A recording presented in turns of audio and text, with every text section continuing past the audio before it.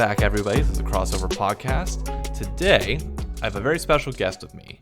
I gave him a special shout out in the first episode for being one of the longtime TSM fans that I know.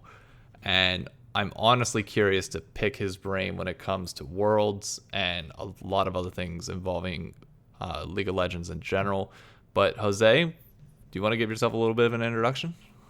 Hi, my name is Jose, obviously.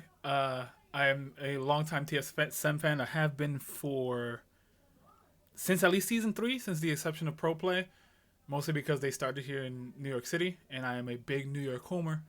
I watch a lot of esports besides LCS, mostly fighting games, and the Rainbow Six or Counter-Strike. And yeah, that's pretty much it. I'm really into the analytical side of all the esports because I feel like once you get to the numbers is when you really get to the results. And that's pretty much it for me. I'm just an esports nerd who loves numbers. So I feel like you and I have had a lot of conversations at the local New York City events. For those that don't know, because I don't think I've talked about this on the podcast yet, there's a group called New York City League of Legends that we actually go around to different bars in the area on a bi-weekly basis and actually watch the events live. It's one of the best atmospheres to watch League of Legends in my opinion, and leads to a lot of fun conversations. You and I have specifically gone back and forth a lot on TSM. I remember even meeting you at a Domino's like 6 months ago to catch up. Yeah, back whenever it was that right as Dardoch was getting picked up? Yeah, I think we were talking about, I think that was going into spring, right? Yeah, we had just, you were ordering something at Domino's. I think I was eating there with a friend of mine, and we just caught up on like all the movements that was happening in NALCS and how interesting the next split was going to be, especially now that China was on top and this super aggressive playstyle was the it thing. Didn't we say that TSM was going to finish like second in spring? Something like that. I thought they would, honestly, because I thought on paper those players, Broken Blade, Dardoch, Sven, and Bjergsen were enough to do anything. Like, they should be, not Sven, I'm sorry, I'm lying, Kobe, right? Were enough to do anything.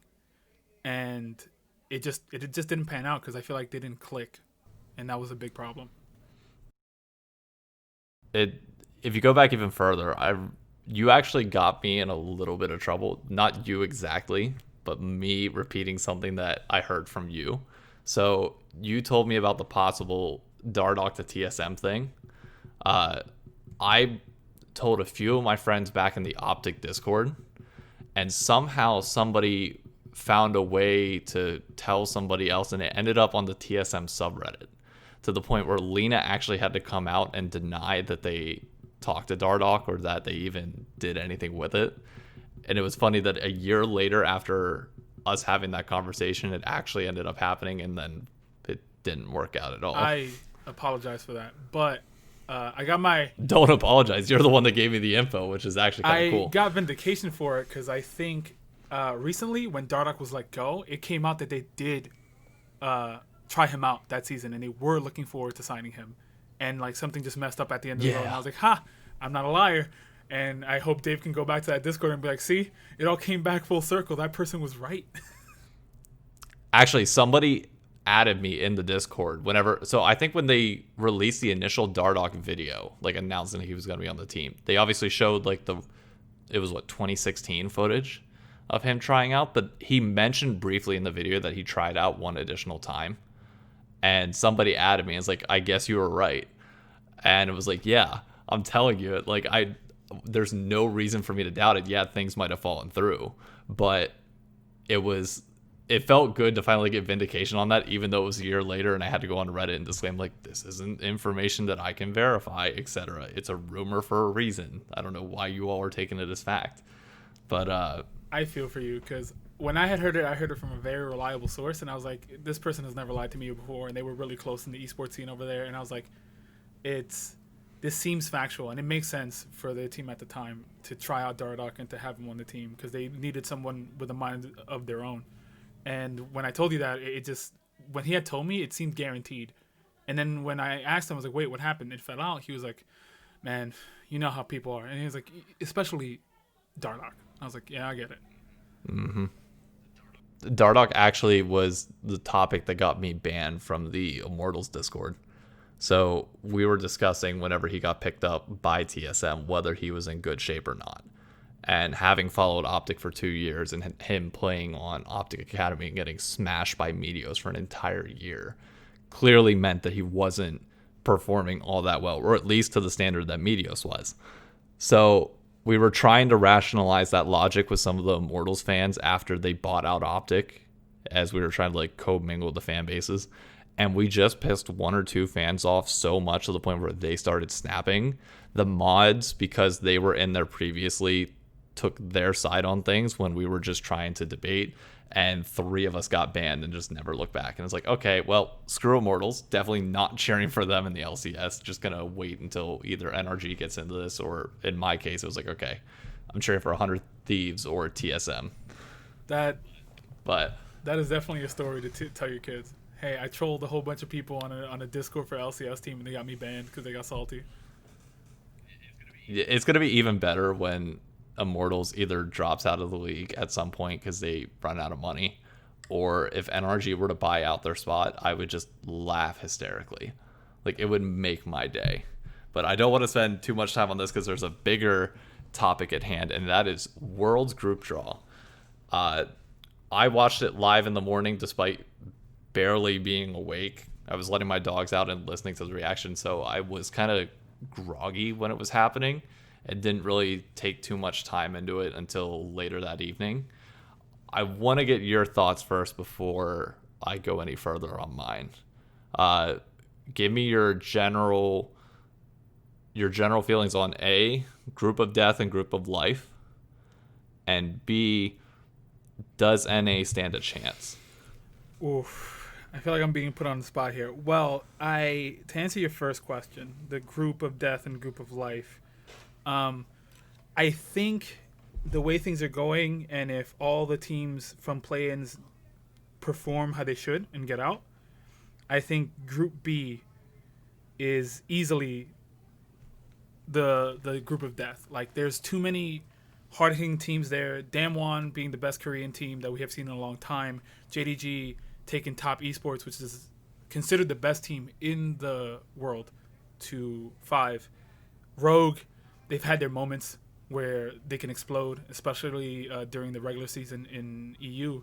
And I think the last team that should be slated to go in there is... it would either be Team Liquid or it would be Unicorns of Love, I believe. Or whatever the second PSG... Oh, no, sorry, PSG, yeah, who's the second VCS Yeah, it would be team. the VCS team because they can't go to Group A, and the Group C and D are locked. So that puts TL in Group A. So yeah, if everything works out and like the top major region seeds get in with the PCS team, I think that group's gonna be a bloodbath of just people dying every couple of seconds, 40-minute average kills in a game, because everyone's gonna have to play the JDG, and JDG is known for just going absolutely insane, especially with their top laner. And so that's the Group of Death to me. And I feel like there's going to be a lot of games that like either end rapidly or go on for like 40, 50 minutes. My Group of Life would be Group A, G2, Machi Esports, and Suning. I don't think Suning is that good. I think they proved a lot in their regional tournament, but whenever it came to the top teams, you can tell that they were just steps behind, and like really behind. There was a big gap between, let's say, JDG, Top Esports, and Suning, and there's a third-seeded team. I don't think they're that good, and they play a really slow style, and I'm going to blame that on Karsa, Sword Art. Sword Art being from the Flash Wolves originally, and that they used to play very Korean.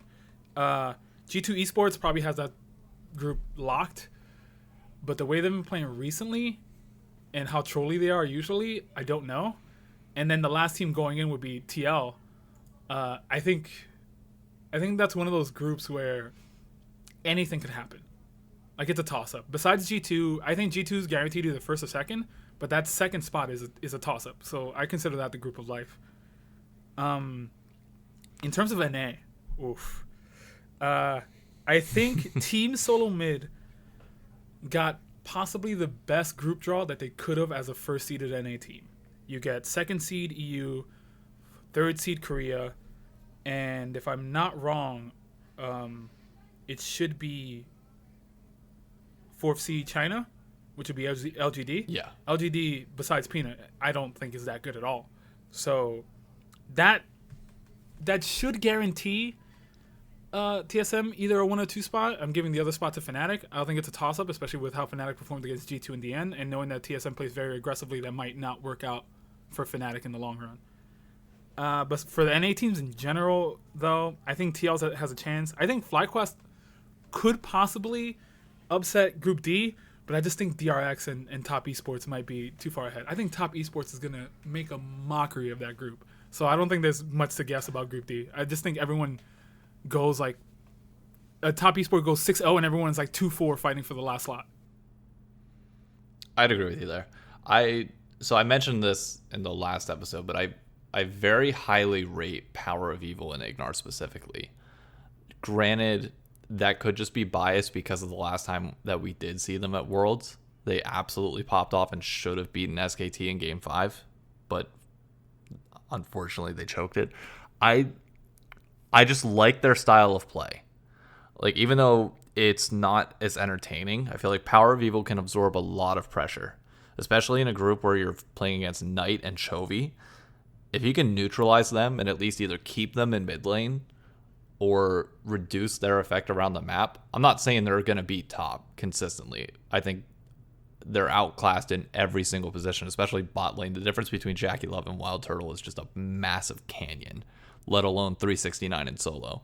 But solo, again, is one of those players that can just absorb pressure. So if you're relying on Santorin, PoE, and Ignar, it's possible. But I can definitely see them contending with DRX. If they show up in the form that I'm expecting and have the draft flexibility that they should, with Ignar being able to play both an aggressive support with the Pantheon or even something like Blitz to really pick up the tempo, I could see it happening. If I had to pick my biggest upset so far, that would probably be it. I'm going to wholeheartedly agree with you, and I'm actually going to add on to this because I do believe that FlyQuest could make some noise simply because how inconsistent DRX is and what their playstyle is, which is let's wait. Either Chovy holds down mid-game for 20, 30 minutes, and then we wait for Def to solo carry team fights. I think FlyQuest could do it, but I think they have to do it in such an interesting way. And hear me out here. I agree with you. I think this is possibly the worst group for Power of Evil. He has probably the best mid laners from every region in his group.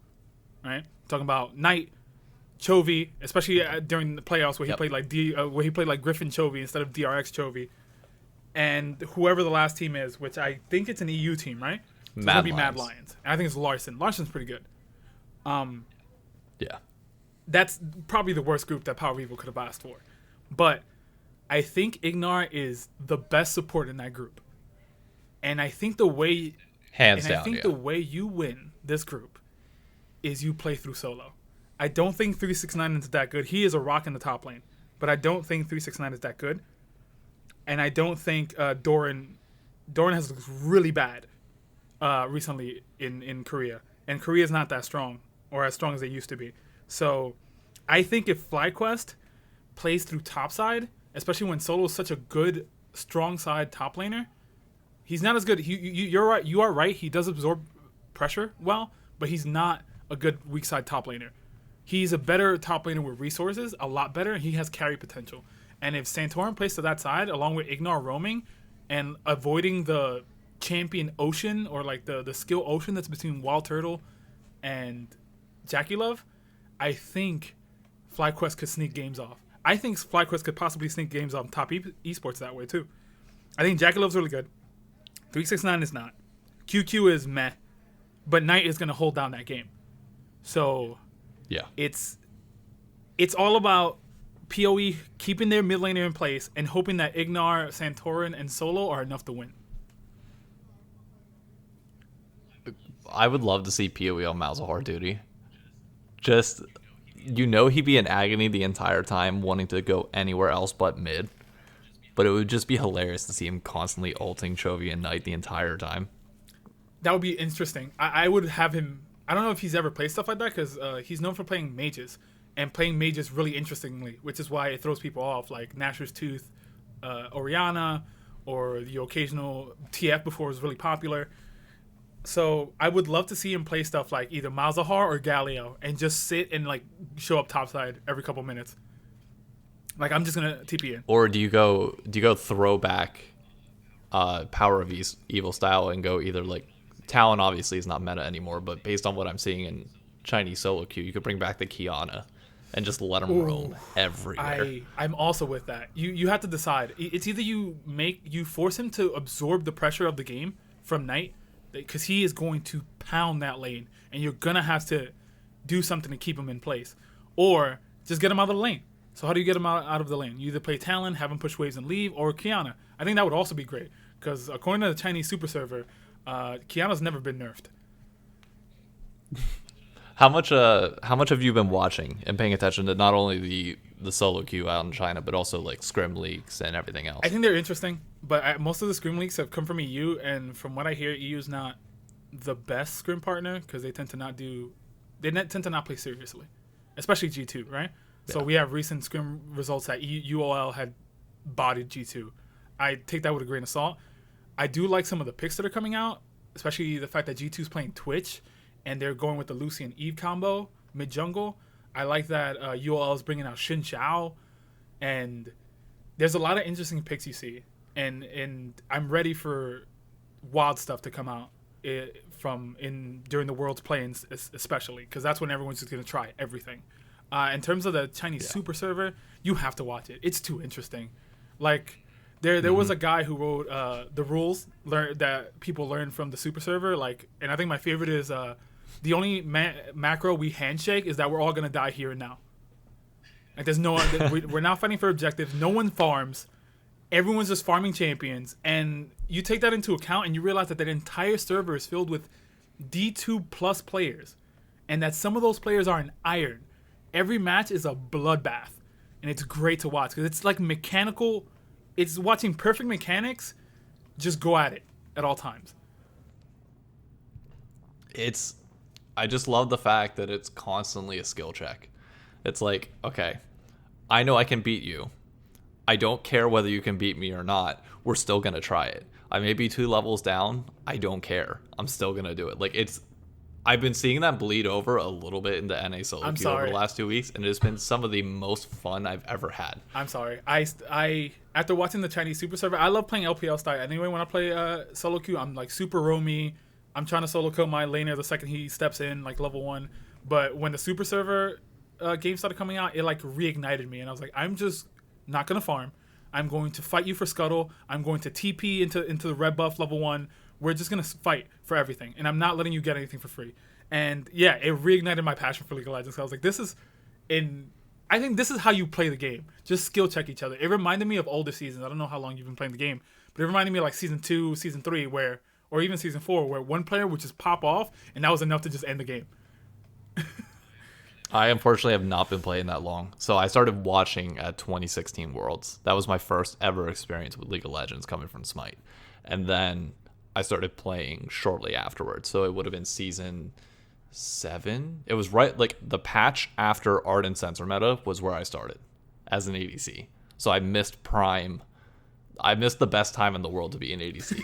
Oh, season 4 was the best time. Every game was bot difference. And ADCs was so strong that the second you got your Bloodthirster second item, it was just like, oh, watch this guy run away with the game. Oh, man, it would have been great. But to kind of swing it back on topic, the one thing that I did notice with all the scrim leaks was there's one team specifically that shows up more than the rest, and that's Suning. So I don't know how much of a gauge that I'd be willing to take in on all of these simply because it is one team more than the others. Like, TSM won their scrim match, great. They got smashed early apparently and had a nice comeback and won. But it's against the same team that Fnatic apparently stomped. So how do you by default then put Fnatic above TSM? And then to add on top of that, I would arguably say the best player that I've seen throughout all of solo queue right now is Selfmade. without question. Like, he is popping off in every single game that I've ever seen him play. It's unreal. If he does that in a group with Clid, Spica, and I cannot remember for the life of me who the jungler for LGD is off the top of my head. Peanut. Dude, you have a group with, I would arguably say, 4 of the most, I wouldn't say Spica's hyper aggressive, but the fact that he can play Nidalee at such a high level speaks a lot. You have 4 of the best junglers in Worlds all in the same group. It's going to be absolutely nutty. I agree with you there. I think Group C's jungle pool is insane, and I'm so excited to see. I will one up you there, though. I don't think Selfmade is the most explosive player to watch. I think it's Broken Blade. He has played against every single top laner at Worlds and has bodied every single one of them solo in lane. Wait, every really? single one. I have not caught any of his games yet. It is insane, and people are like, "This isn't even fair." He's just 1v1 beating every single top laner in the game. The problem is that like 30, 20 minutes come in, and he just like loses his brain. I mean, it's not his job to think. It's Spica's job. So I understand that much. I'm gonna say he's my breakout player. But in terms of the scrim results, I've been preaching this for a long time, and I always say that's the reason why the LMS teams were so good against Korea. I think a lot of games, especially nowadays with like the skill level shrinking between players, it really is matchups and how your team plays versus the other. Like, I remember talking to you about why I think TSM could win it all was because the last 2 teams that were there were very passive, and TSM doesn't let you play passive. They don't, even when they're behind or they're losing, they don't release the gas pedal. They just go. Their only option is to fight, and that made it difficult, especially for TL, who likes to play, who makes their plan up before the game even starts, and if it doesn't go according to plan, things just kind of break down. Same with FlyQuest. They had their moments where I told you that the only way they would beat TL is if they went full Fiesta, and they did. But they also have their moments where they have this plan. And like against TL, they did all these level 1s where they would just keep taking their level 1 camps, their level 1 jungle camps. And they kept like fighting for it. And I was like, yeah, that's what you have to do in order to beat a team like TL. But it also is very predictable. You have a plan before the game starts, and if you figure it out, that team has a hard time. In terms of Suning versus TSM and TSM losing early, I think that's par for the course with TSM. I'm pretty sure it was some over-aggression that happened. Some play that they thought was like an 87, an 80-20. It might have gone bad. They lost. Then they had to play from the back foot, and then they picked it back up. In terms of Fnatic stomping them, I think that's great. I think Fnatic should be able to stomp teams like Suning, who play super passively. And if they can't, then they shouldn't be here. They're not going to win any games. So I don't think that makes Fnatic the best team in the group until I see them go against TSM, because I don't think they get away with that against TSM. Agreed. I think the entire narrative between last year and this year coming into Worlds with North America is actually really nice to see. So last year we had TL, who was performing, I would arguably say, worse than they were in spring going into Worlds. C9, who was, I wouldn't say they were performing great. They were just performing at a slightly above par level, and TL was slumping at the right time that it made finals close. And then you had, it was Clutch who upset CLG in the regional playoff. Clutch got, unfortunately, the group of death, but I don't think TL nor C9 had a definitive style coming into it that either of them were confident. The thing that I can say about all 3 teams is that TSM, we know, has an identity. They are willing to play through mid jungle and top to try and carry every game to a win. Doublelift has finally embraced his roles of weak side bot laner, which I'm perfectly fine with. FlyQuest has the ability to adapt to any team in any series. If they need to make it a Fiesta, they can. If they need to slow it down and control it, they can. And Team Liquid, as you said, they prepared for everything decently well. If it doesn't go to plan, that can be a problem, but I like that in best of ones. I really do. I wouldn't say in a best of 5 I would take them over any team in the tournament, but I could see them coming in super prepared for everybody in Group A. Group B might be a little bit tougher because I don't think they win any of the skill matchups, but I could see them sneaking out of Group A simply if they maximize everything that they do within their own individual identity to the fullest. It's the Vitality logo from 2018 when Yamato basically hyped up everybody for C9 to end up going on to win the group. Yeah, I also agree with you. I think that's what makes it so interesting, and it's why I wanted these 3 teams specifically to go, because I felt like TL had finally been working with Broxa and going to their playstyle, which, by the way, side note, I think Broxa was a side grade, and he just does what Xmithy does.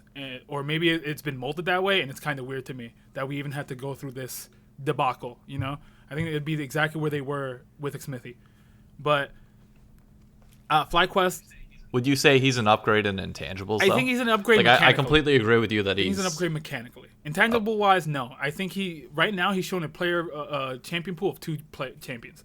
It's Lee Sin and what was the other? Graves. There's nothing else. I have seen nothing else from him, and it kind of worries me. But I think TL is a good enough cohesive team where they can make up for it, because they've been making up for Jensen so far, who, again, I'm not biased, but as Bjergsen puts it, has been relegated to a role player.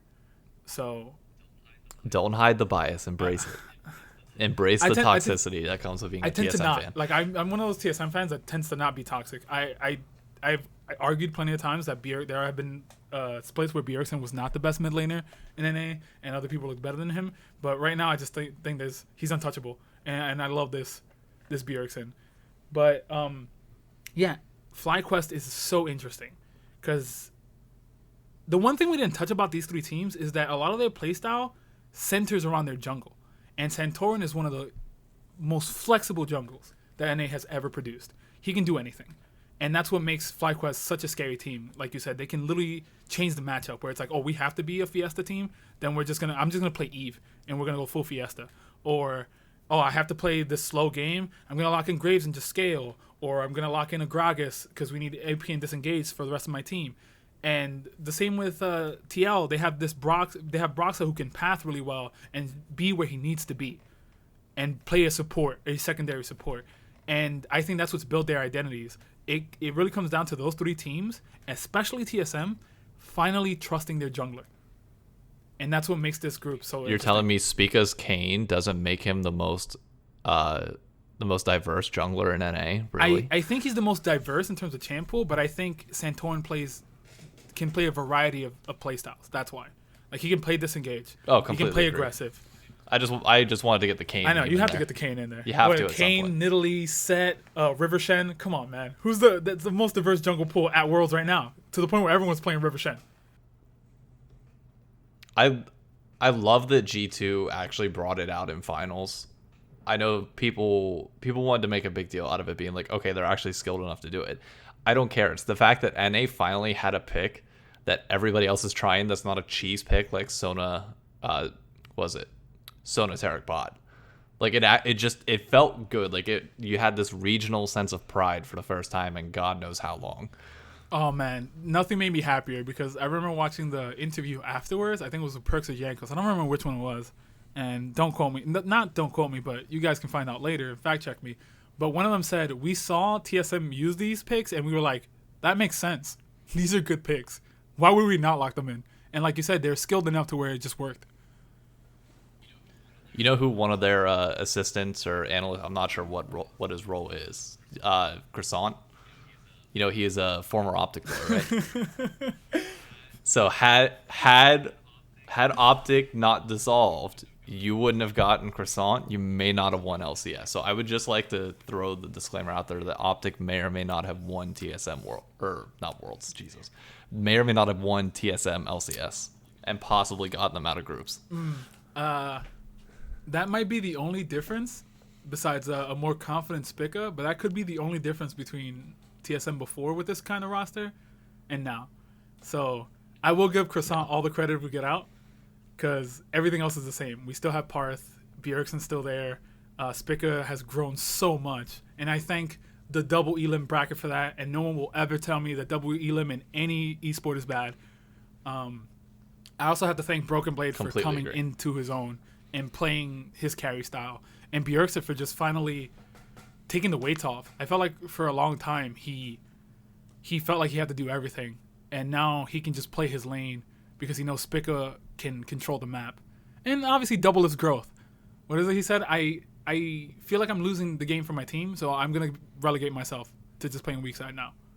And I think that's so interesting. That's such growth that you can just relegate yourself to a role player, even though you were for 8-9 years the best player in it. I would arguably say still one of the best. Tactical is the best ADC North America has at the moment, but Double Lift is easily a very close second. Tactical go.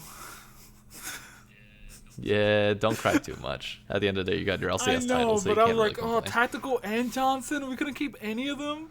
They were so good, but c'est la vie. Yeah. So I mentioned this to you before we came on that Reddit finally came out with their crowdsourced power rankings. So I think you and I are in agreement that at a minimum, top Damwon and G2, top Damwon, G2, and JDG are top 4. In a specific order, but yeah. Yeah, the order may change, but generally speaking, those are the top 4 that if they are performing on their peak and somebody else is slacking, one of those 4 will win on any given day. I'm curious to know your thoughts on the power rankings afterwards. I'm so excited. And I want to transition this then into our picks for groups before we head out. So after JDG in 4th, or sorry. Wait, okay, yeah, sorry. After JDG in 4th, we have DRX and Genji, Fnatic, Suning, LGD, and Rogue. So if that were to stand, and assuming all groups separate, that would mean that your 8 teams coming out would be G2 Suning, Damwon JDG, Fnatic, and Genji, and then Top and DRX.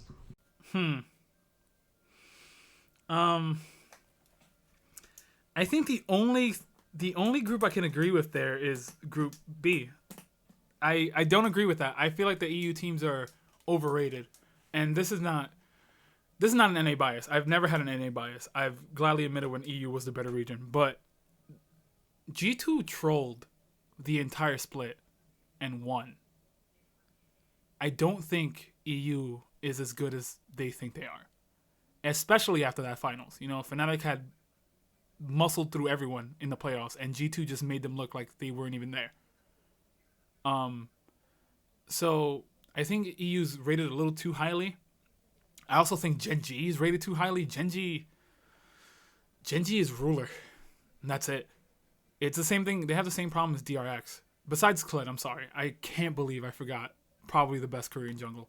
But it's Kled and ruler, and I don't think that's enough to win them a group. But that seems like a very Reddit top 8. Like, it's just a whole bunch of EU homers. So basically sticking with the status quo. It's a bunch quo. of EU homers just putting up all the EU teams and putting them on top. It's really interesting to see. Not really. It's exactly what I expected to see. It's hard for me because I look at that list and it's like G2 I'm torn on because it's hard to tell where they rank without having MSI or any sort of international play. I have no gauge for how good G2 actually is because they lost 6 months of Cap deciding that he wanted to try and play Exactly. ABC. Like, had they maintained their roster all the way through the year, I'd be very comfortable putting them at 3rd with a spot to contend for the title. At the moment, I could see them doing what FPX did last year and nearly missing out on knockout stage. Like, they could still squeak their way through it, but like I could see it being a very ugly and messy path to get there. And if that happens, what does that say about Fnatic, Rogue? Rogue might stand their own in best of ones, but they're screwed with the group that they got. And then what does that say about Mad Lions? Like, if Mad Lions can adapt to the meta, especially in play-ins, then do they stand a chance coming in? G2 not playing at their peak makes it really, really hard to tell how they're going to stack up against everybody else. And given the fact that we've only ever seen G2 play against one Chinese team in which they got absolutely smashed. So you bring up all the points I usually bring up. Peak G2 got smashed by FPX, and everyone just seems to ignore that. I also like to remind people, especially in NYC, I was the only one who predicted FPX would take it all, and pretty handily. But to be fair, I am biased towards any sort of hype. If there's an underdog story, like if there was a Albus Nox Luna that would come out of this year, you bet your ass I will be picking them 3-2 or 3-1 in any series that it's in, simply to meme it. I don't even care. That. The underdog bias. Someone has to have. It's just the American thing, honestly, is the underdog bias. So I'm not mad at you about it, but you're goddamn right. But in terms of, I think you hit it hard. Like, you hit the nail on the head. You are clearly a hammer right now. But if G2 didn't perform at peak this split and somehow managed to win, and then they look bad in their group, which they shouldn't, honestly, because that's not a hard group. It's really not. I've never seen Machi Esports, so I'm not sure, but I've seen Suning games, and I've seen TL games. And I think this group shouldn't be that difficult for them, especially when they probably had the best players in every position. Sans... No, Mikix did well this split. So, yeah, they had the best player in every position. I can't see them failing here. And if they do, yeah, that if we get game 1 and it's a Group A game, G2 versus, let's say, Machi or Suning, and they lose, you have to knock EU stock at least down a bit. Absolutely. And we're not going to be like ridiculously result based. It could be a matchup difference. I don't think matchup wise Suning matches up well to G2 because they're super aggressive and they're super mid game focused. But if Suning takes a game off, you have to like look at the rest of the EU teams and be like, ooh. But like we don't even have to go that far. We can just watch play-ins. I love the format for play-ins now where it's 2 groups and like there's I think 6 teams in each group. Yeah, the international group stage special. So that's going to show a lot. If Mad Lions ends up losing to, let's say, the likes of TL or the PCS team, you have to look at the rest of EU and go, ooh, this was your best team all split. What's happening? And yeah, but that applies to every team except like TL maybe, where like if TL takes an L, I'm like, it's expected, NA and play-ins, right? But yeah, I do agree with you. If G2 does not come out swinging, and because we haven't seen peak G2 this split, it's probably looking bad for EU. And it all depends. It comes down to this team not playing at peak one at all. There has to be something going on. You guys either took a step back or G2 is just that good. So my final question to you before we head out here, because I want to have you back on after group stage is done and when the knockout bracket is confirmed, just so we can go over all the points that we had, see where we were right or wrong, and see if we didn't get any predictions. Did you? Who do you expect to get out of each group? So I'm gonna say G2 Suning, Damwon JDG, TSM Fnatic,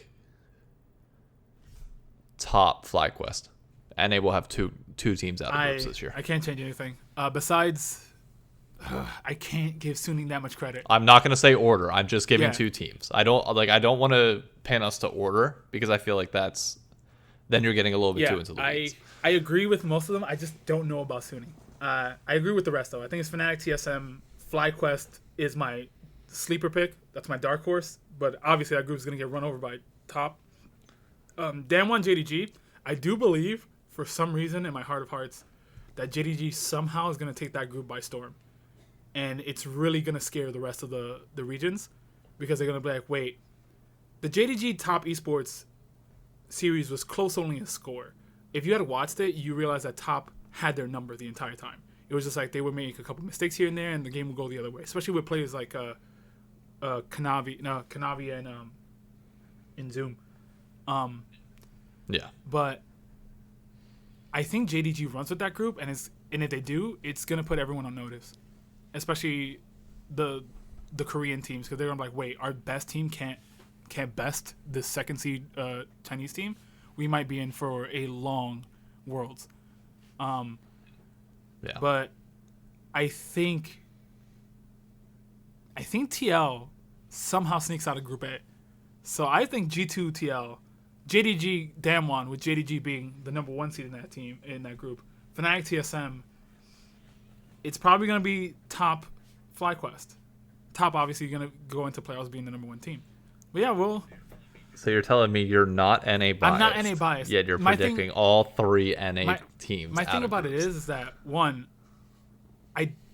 I've watched too many Suning games to expect them to do anything at this Worlds. I don't expect them to do anything at all. And if they do, it'd be surprising. I think Machi Esports is just a filler. So at that point, there's only one other option, which would be TL. FlyQuest is my dark horse. I don't think they can do it, but if they change between now and World's group stage, and like we hear some noise about them probably trying a different place out, I think they could. Like I told you, I think they have the players to do it. It all depends on how they play the game. Yeah. But most likely, I don't think FlyQuest makes it out. It's probably going to be DRX. I don't think FlyQuest makes it out, but I want them to, so I'm going to put them in as a dark horse. Okay, I respect that. So this will be a final question before we go. And I'm holding you to this, and I'll give you the option to change it once and only one time on the next time that you're on. What team will be getting World skins? Who's winning Worlds?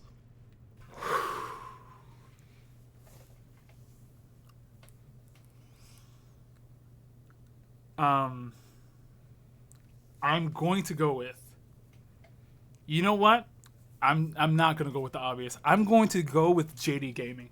I think JD lights up, and we're going to get a Kanavi Irelia skin, another Irelia World skin. I think JDG, especially if Top Esports goes against one of the very adapted teams in the early playoff stages, I think JDG wins Worlds. Yeah. At the moment, I have to say that I'm going to be buying my second Jackie Love skin. But the reason why I leave my option to change my vote in there is I want G2 to impress me so bad. Like, I want them to actually stand a chance. And I know Suning would be the weak Chinese team to prove that against. But I don't want to go with the standard top esports pick, but I have to. It's so I've been hard. given no evidence to pick otherwise. It's so hard. It'd be like I can't say that I'm an analyst and not make the clear analytical pick. Like you can't. So for now, I have to go with top, but I'm reserving my right to change based on pure gut feeling and emotion after group stage. I agree with you. I will also do the same. But it really is like giving it to JDG to me is like it's like the 40% pick. I still think it's like 60% top is going to take it all. But it's just I want to see something different. Like it's not that top is not a different team. I think this world is so up in the air that I want to see something wild. I think this is going to be the year of dark horses and wild picks coming through.